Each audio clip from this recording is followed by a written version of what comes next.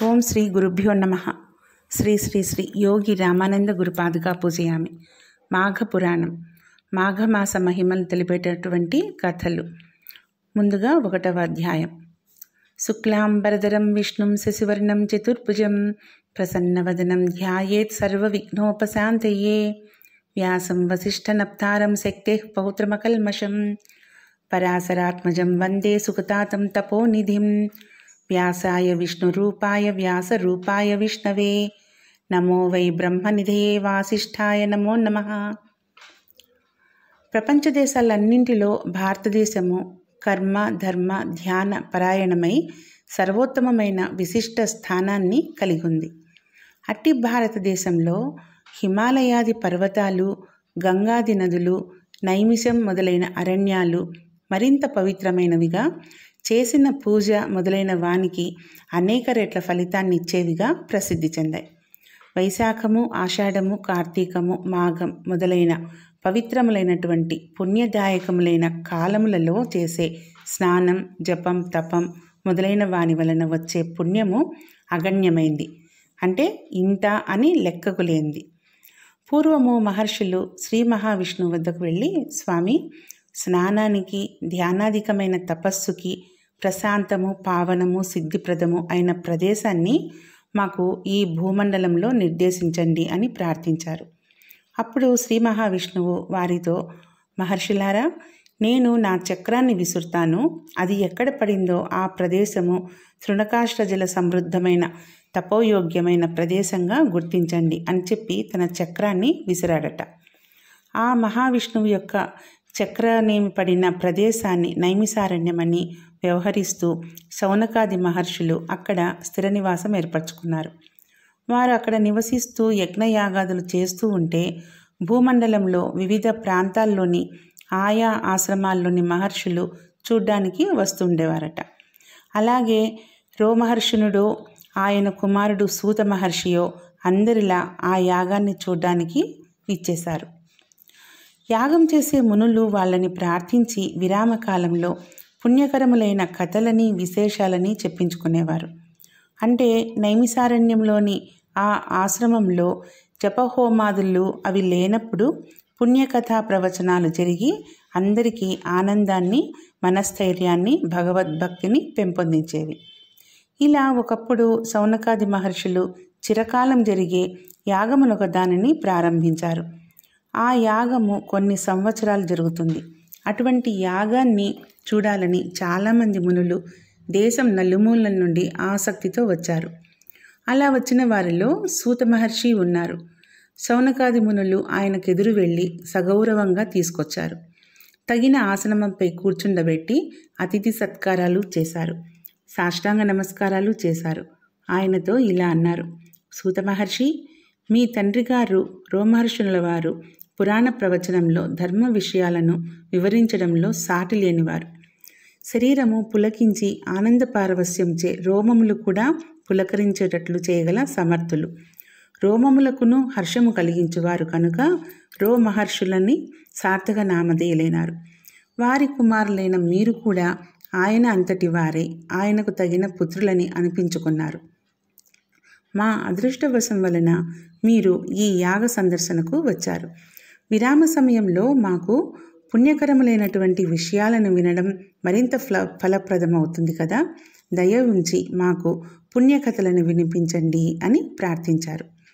సూత మహర్షి వారి ఆతిథ్యాలను స్వీకరించి సుఖాసనంగా కూర్చుని వారి మాటలను విన్నాడు. తాను వారందరికీ నమస్కరించి చిరునవ్వుతో, మీకు నా మీద ఉన్న అభిమానానికి కృతజ్ఞుణ్ణి. పుణ్యకార్యాలు జరిగే చోట పుణ్యప్రదమైన విషయాన్ని చెప్పడం కూడా ఒక అదృష్టమే, అది కూడా యజ్ఞంలా పవిత్రమైన కార్యమే. ఈ రూపంగా నన్ను కూడా ఈ పుణ్యకార్యంలో ఇలా అన్వయించేట్లు చేసే మీకు నేను కృతజ్ఞుణ్ణి. మా తండ్రి గారి వలన విన్నదాన్ని అనుసరించి వ్యాస మహర్షుల వారి దయా విశేషం చేత నాకు తెలిసిన విషయాన్ని మీ అనుగ్రహంచే స్ఫురింపజేసుకొని యథాశక్తి వినిపించి మీ ఆనందాశీస్సులను, భగవత్కృపను పొందడానికి ప్రయత్నిస్తాను. మీ ఆజ్ఞ ఏమిటి అని సవినయంగా అడిగాడు. అప్పుడు మునులు సూత మహర్షి, లోగడ వైశాఖ మాసము, కార్తీక మాసము, వీని యొక్క వైశిష్ట్యాన్ని, ఆయా మాసాల్లో చేయవలసిన వ్రతానుష్ఠానాలని వివరించి మాకు ఆనందం కలిగించారు. ప్రస్తుతము మాఘమాస మహిమను వివరించండని కోరారు.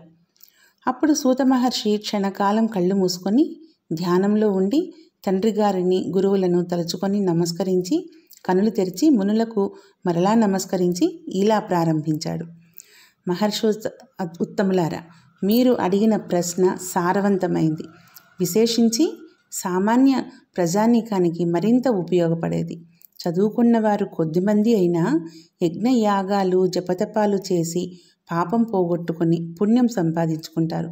పై విధంగా చేసే అవకాశం లేనివారు తరించడానికి ఈ విషయం బాగా ఉపకరిస్తుంది.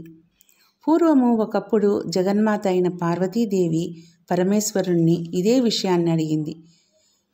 వృషమద మహర్షి మొదలైన వారు చెప్పిన విషయాలని పార్వతీదేవికి పరమేశ్వరుడు చెప్పిన విషయాలతో పాటు చెప్పదను వినండి.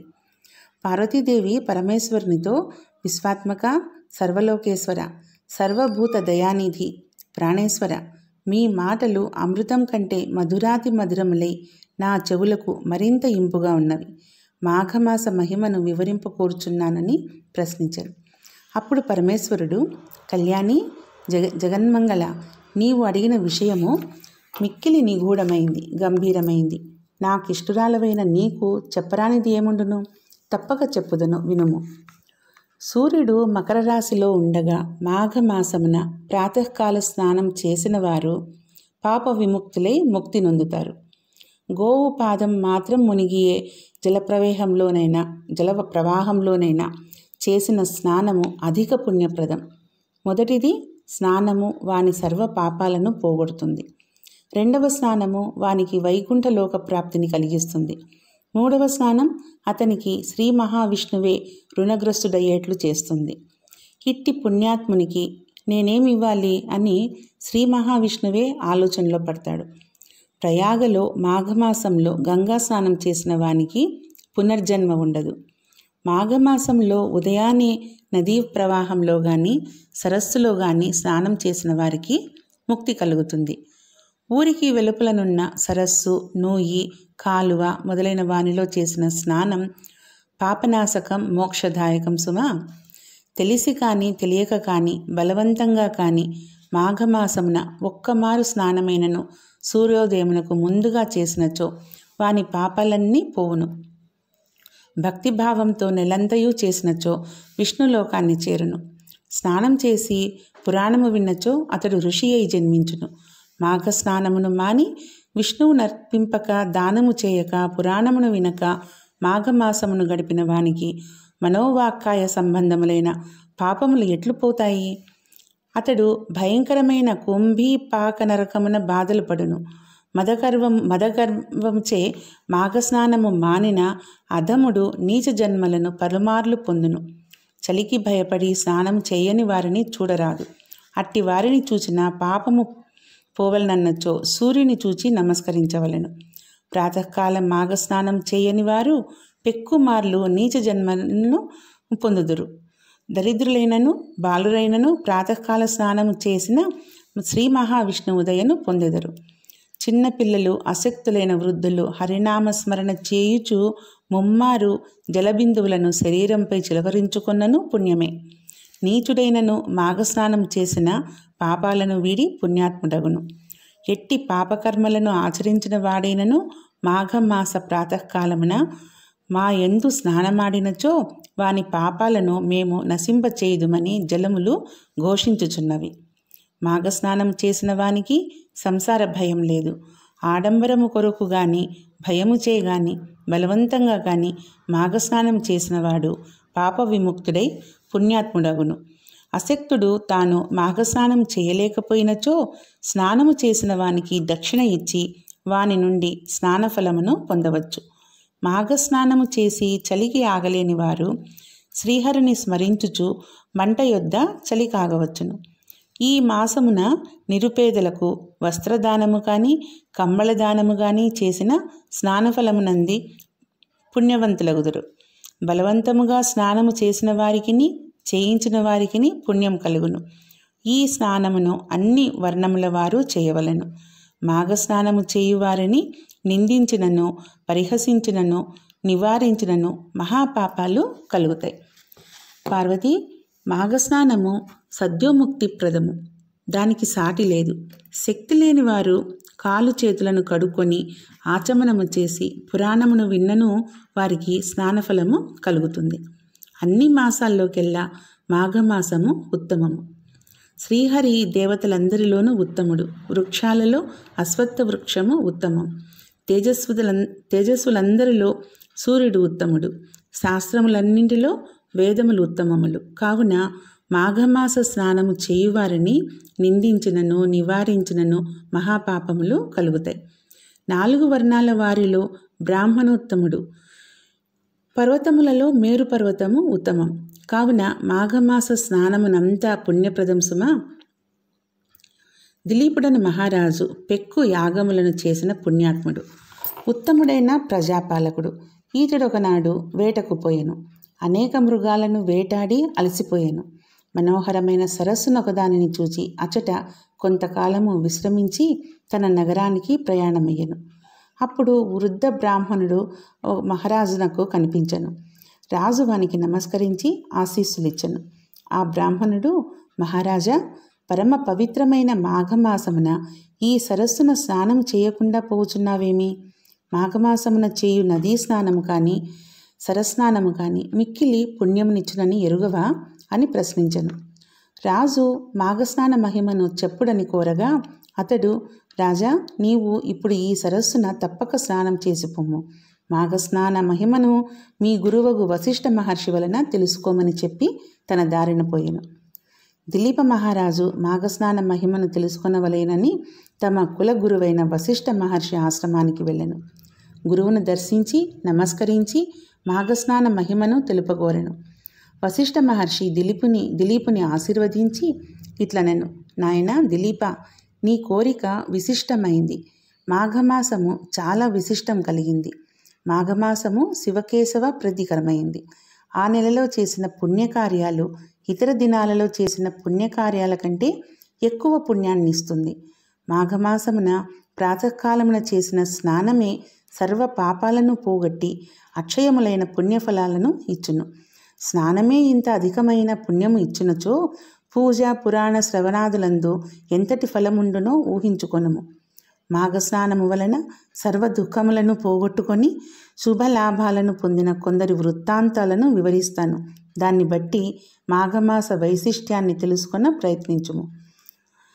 పూర్వము ఒకప్పుడు భయంకరమైన క్షామము, అంటే వానలు లేకపోవడము, పంటలు పండకపోవడము, ఇటువంటి లక్షణాలు గలవన్నమాట. క్షామం అంటే కరువు వింధ్య హిమాలయ పర్వతముల మధ్య ఉన్న భూమిలో కలిగెను. దీని వలన సామాన్య జనులు, ప్రభువులు, మునులు, మహర్షులు, పశువులు, పక్షులు, సర్వప్రాణులు మిక్కిలి బాధపడ్డాయి. అట్టి వారిలో భృగుమహర్షి ఒకడు. అతడును ఆ ప్రాంతమున విడుచుటకు ఇష్టము లేకున్నను కైలాస పర్వత ప్రాంతము కడకు చేరి తనకు నచ్చిన ప్రదేశమునందు ఆశ్రమాన్ని నిర్మించుకొని తపమాచరించుకొనుచుండెను. పవిత్రము మనోహరము అయిన ఆ దివ్య ప్రదేశమునకు గంధర్వులు, యక్షులు, కిన్నరులు మున్నగు దేవజాతుల వారును వచ్చుచుండిరి. అచట విహరించి ఉత్సాహమును పొందుచుండిరి. ఒకనాడు గంధర్వుడొకడు భార్య సమేతుడై ఆ ప్రదేశానికి వచ్చెను. అతడు భృగు మహర్షికి నమస్కరించెను. అతని శరీరము మిక్కిలి సుందరమైన, గంభీరమై, మనోహరమైన, విచిత్రమై ఉండెను. వాని మొగము మాత్రము పులిమొగమై ఉండెను. ఇందువలన అతడు ఎంత చక్కగా ఉన్నను పులిమొగము వలన విచిత్రముగా భయంకరమై ఉండెను.